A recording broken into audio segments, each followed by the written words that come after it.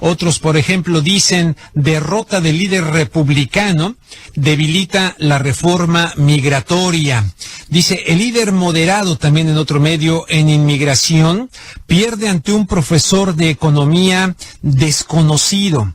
Y luego la nota, volviendo a la nota del País, el aparato del Partido Republicano sufrió este martes una de las peores derrotas de las últimas décadas.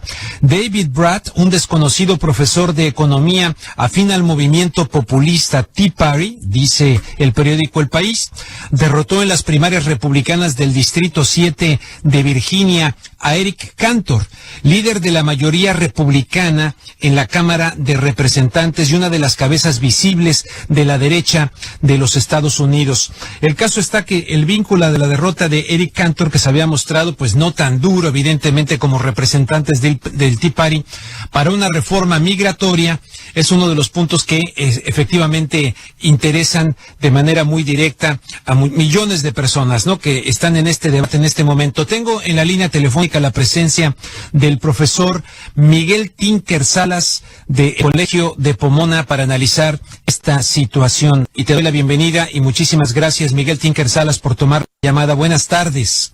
Buenas tardes, ¿cómo están ustedes? Bien, muchísimas gracias, Miguel. Desde 1899 que un congresista líder pues, ¿no?, después de Boehner, de la mayoría en la Cámara Baja, no perdía su escaño en unas primarias. ¿Cuál es tu primera aproximación ante esta noticia, Miguel Tinker Salas, profesor del Colegio de Pomona?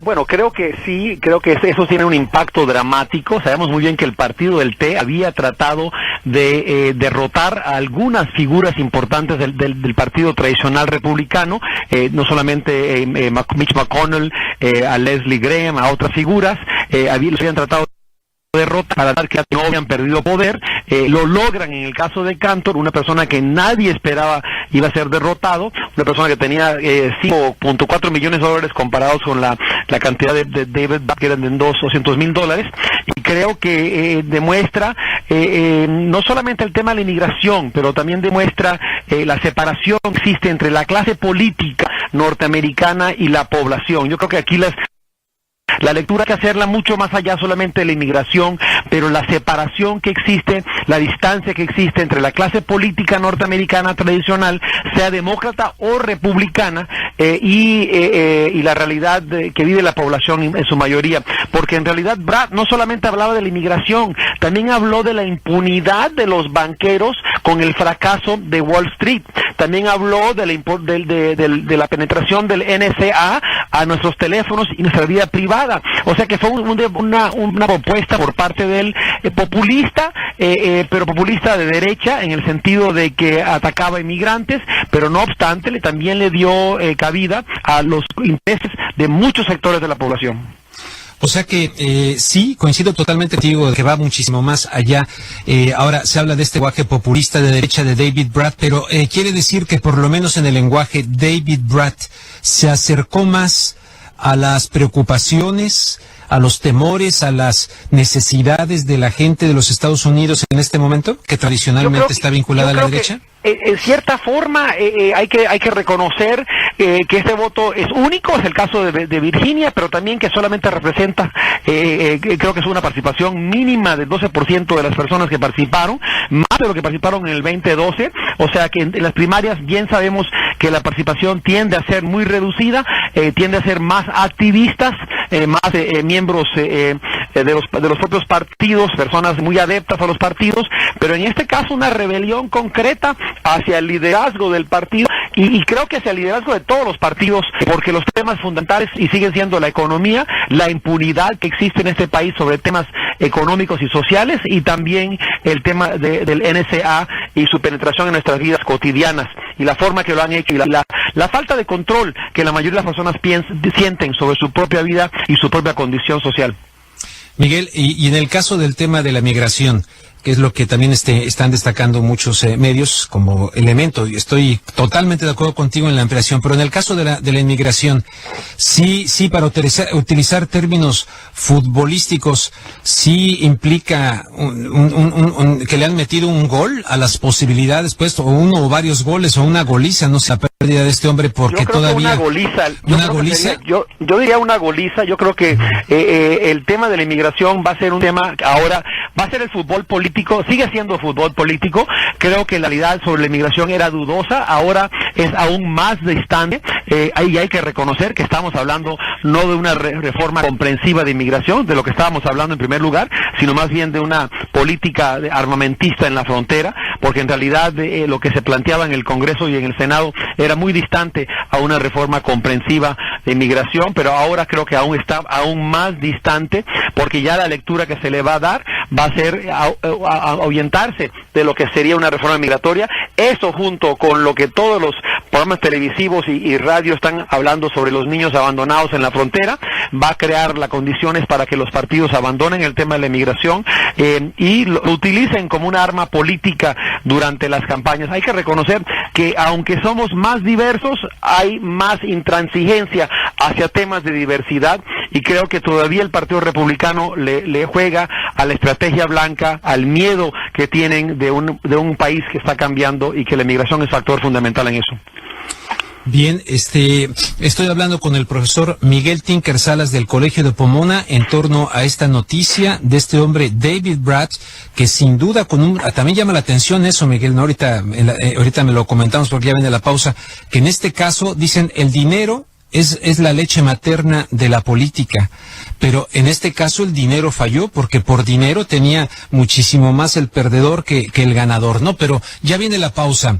Esto es Hablando Claro con Rubén Luengas aquí en Univisión América. Regreso con el profesor Miguel Tinker Salas del Colegio de Pomona. La pausa dura 2 minutos nada más.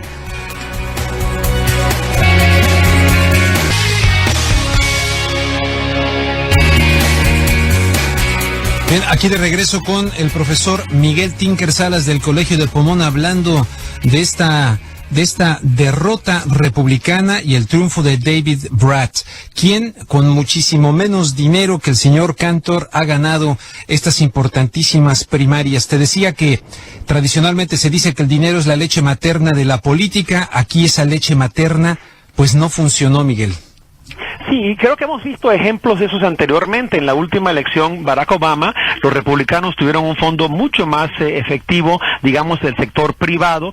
Recordemos los grandes dueños de casinos en Las Vegas, de otras partes también, que habían contribuido un gran porcentaje de dinero hacia la campaña para derrotar a Obama, y tampoco lo lograron, porque además también hay que reconocer lo que el candidato en este caso fue una persona que tomó como dado su victoria, cierta forma arrogancia, estaba viendo más allá de la propia campaña, estaba viendo ya su postulación como el jefe del Partido Republicano en el Congreso, en cierta forma se distanció de su propia base, no hizo campaña efectiva, se basó simplemente en su mayoría en campaña televisiva, mientras que los otros tenían una campaña mucho más concreta, efectiva, que se dirigió hacia la población y lograron conectar con el discurso o con la problemática de la población de la zona de Virginia que representaba a Cantor.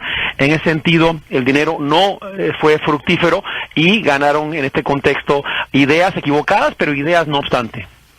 Dices ideas equivocadas, pero en no lo que se refiere a inmigración, en lo que se refiere a inmigración, no en lo que se refiere a los otros temas, o sea, exactamente, en los otros temas será del Tea Party, etcétera, pero el tipo toca puntos que desde cualquier punto de vista nos parecen muy racionales, ¿no? Como por ejemplo el de la vigilancia, etcétera, ¿no?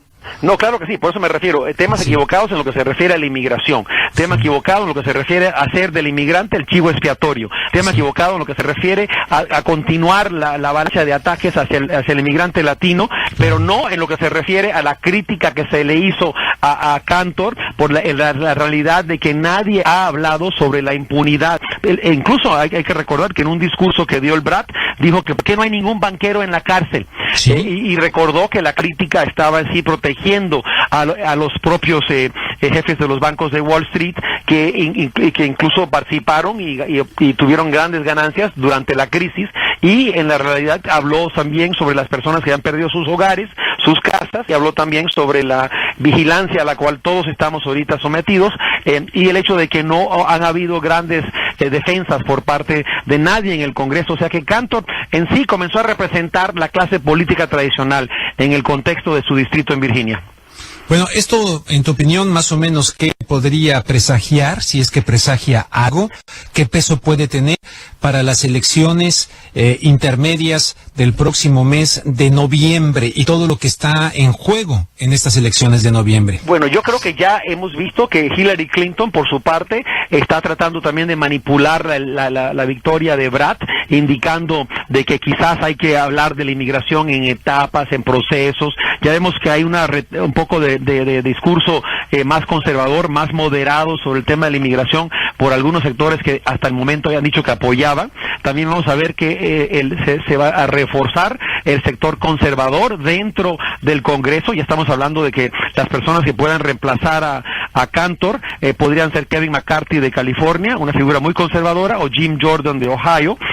O sea, también esos son factores también dentro de este contexto, un reforzamiento del sector conservador en el Partido Republicano, una volteada más hacia la derecha en temas sociales, y continuo manipulación del tema de la inmigración sin resolverlo y sin tratar de realmente llegar a una conclusión sobre ese tema. Pero si Hillary Clinton le hacen razón de estar hablando del tema migratorio en etapas desde la trinchera del Partido Demócrata, en estados como California, en otros estados de fuerte presencia latina, y me refiero a latina pro inmigrante, que no todo es el caso, pues también podría perjudicarle gravemente al Partido Demócrata. De hecho, hay quienes consideran que Barack Obama podría jugársela en un momento dado con alguna decisión ejecutiva, buscando que no pierda el Partido Demócrata el Senado en estas elecciones intermedias y que esa acción ejecutiva tenga que ver con migración. Podría ser, y hemos visto que en la elección anterior, toda la cuestión sobre el tema del Dream Act, en cierta forma fue también manipulado por razones electorales. Estoy en favor del Dream Act, pero hay que entender que la forma en que lo utilizó Barack Obama era con fines políticos. Esperó hasta el momento apropiado, antes de una elección, para promulgar una ley que beneficiaba a un sector de la población. Pero el tema fundamental aquí es que seguimos viendo como la clase política sigue manipulando, o sea que todavía no existe la voluntad política en ese sentido para poder de una vez para todas promulgar una ley parecida a la del 86, promovida por aquel entonces el líder simbólico ideológico del Partido Republicano, que fuera Ronald Reagan, y de los conservadores. Ahora más bien prefieren utilizarlo, manipularlo como un chivo expiatorio, y regresando a la metáfora tuya de fútbol, como una pelota de fútbol, para tratar de manipular y tratar de sacarle voto a un sector, el conservador, el que tiene miedo de un cambio social y cultural en Estados Unidos, y al otro sector que le siguen prometiendo la reforma y que nunca se la entregan. Bien, Miguel, viene otra pausa de 2 minutos, pero si me permites te iría planteando la pregunta ya al margen de esta situación, claro, dentro del contexto del triunfo de David Brad. ¿Cuáles son los peligros desde tu punto de vista de este Tea Party, que estrictamente no es un partido político como tal, pero ¿cuáles serían las críticas más fuertes que tú le harías al Tea Party al interior de la sociedad norteamericana y de la vida política de los Estados Unidos? Regreso con otra pausa que dura únicamente 2 minutos con el profesor Miguel Tinker Sáenz. Bien, estamos aquí de regreso. Rápidamente aquí comento que a través de Twitter, de mi cuenta de Twitter, Horacio Gómez comenta y dice: Rubén Luengas, con lo de Cantor queda demostrada la fuerza y poder del voto. Dice, como latinos, ¿qué esperamos para salir a votar? Pues sí, estoy totalmente de acuerdo con Horacio Gómez en ese sentido. Entonces te planteaba la pregunta del Tea Party. ¿Cuál es tu radiografía de esta fuerza del Tea Party? Hay que recordar que el Tea Party surge como resultado también de la crisis económica que este país experimenta, como resultado del despilfarro que ocurrió en la bolsa de valores y el abuso por parte de los bancos. Pero también hay que recordar que un movimiento puede también ser manipulado, o sea que sí había cierta resonancia entre la propuesta del Tea Party de votar a los políticos tradicionales, de surgir un movimiento popular, pero a la vez también se prestó a su manipulación y en realidad fue manipulado por un sector del Partido Republicano. Hay que recordar que la gran mayoría del Tea Party son 89% personas euroamericanas, o sea, blancas. Hay que recordar que la mayoría son gente ya mayor. estamos hablando de mayor de casi 50 años. Estamos hablando de que también el gran porcentaje, un gran porcentaje son personas con educación universitaria. O sea, que no estamos hablando simplemente de un movimiento popular, y un gran porcentaje, más del 56%, gana más de $50,000 al año. Entonces, estamos en un sector mediano, en cierta forma, de clase media blanca, que se está reaccionando a la pérdida de poder, a la pérdida de influencia, y es fácil que ese sector acuse entonces a un sector desprotegido, en este caso inmigrantes sin documentos, o latinos en general, o personas de color. Incluso han hecho encuestas con gente del Partido Republicano, cuando les proponen, incluso a liberales, cuando le proponen que Estados Unidos va a cambiar demográficamente, incluso liberales salen siendo conservadores.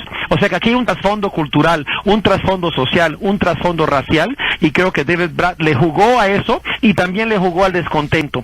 Y el temor es que esa manipulación podría seguir ahora a nivel nacional para tratar de silenciar o callar una agenda social o una agenda política que beneficiaría no solamente a gente de color, pero a gente mayoritaria de Estados Unidos. Y ese es el temor de lo que ocurre ahorita, y la lectura que darán los políticos tradicionales podría ser esa, una reacción, un conservatismo que podría dañar cualquier agenda en el país. Por ahí ver mi pregunta, de una manera está en tu respuesta, pero va, Tea Party, su ideología, su manera de ver la situación en los Estados Unidos, ¿puede ir dando fuerza como para convertirse en una fuerza mayoritaria en los Estados Unidos, o no tiene esa posibilidad? Yo no creo. Hay que recordar que el Tea Party en las últimas elecciones anteriores perdió casi todos los puestos al que le jugaron. Hay que recordar que el Partido Republicano tradicional logró ganar todos los puestos de Senado a que estaban en disputa. Es esta elección, en la de Cantor, donde agarran un suspiro otra vez. Y creo que hay que tener mucho cuidado en hacer mucho de una sola victoria. Sin duda tratarán de manipularla, sin duda tratarán de restablecerse a raíz de esta victoria, pero creo que no es la única fuerza política. Pero el temor mío no es la reacción por parte de los republicanos, el temor mío es la reacción por parte de los demócratas, que van a dar una lectura conservadora a esta victoria, y por lo tanto van a haber un viraje, no solamente el Partido Republicano hacia más a la derecha, pero que también algún demócrata va a darle un viraje hacia la derecha y abandonar la reforma migratoria y abandonar. Cuando Hillary Clinton dice que no vamos a deportar 11 millones, que hay que emplear a más gente, eso simplemente no es decir nada, porque la realidad es que bien sabemos que es imposible deportar 11 millones de personas. La realidad es cómo vamos a resolver su situación legal. Eso es lo fundamental. Muy bien, Miguel, creo que ya no me va a dar tiempo, pero yo te iba a preguntar, pero ya viene la pausa. A veces no da tiempo y contestas así en 30 segundos. ¿No estamos viendo ya el inicio del desgaste del sistema político estadounidense en un bipartidismo? Y esa expresión, por un lado, la tenemos en el Tea Party, y podrían ir surgiendo otras, que ya estamos viendo el inicio de ese desgaste. Yo creo que sí, hemos estado viendo el desgaste por mucho tiempo, y hay que recordar que comienza ese desgaste en su respuesta a la crisis económica, donde se defendieron a los intereses económicos y se dejó desprotegido a los sectores más vulnerables, incluyendo a la clase obrera, la clase media, que perdió casas y que se encuentra hoy en cierta situación destituida. Muy bien, Miguel Tinca Salas, te agradezco muchísimo, del Colegio de Pomona, por participar aquí en este espacio. Gracias, como siempre. Gracias a ustedes, hasta luego. Muchas gracias. Bueno, voy a regresar con una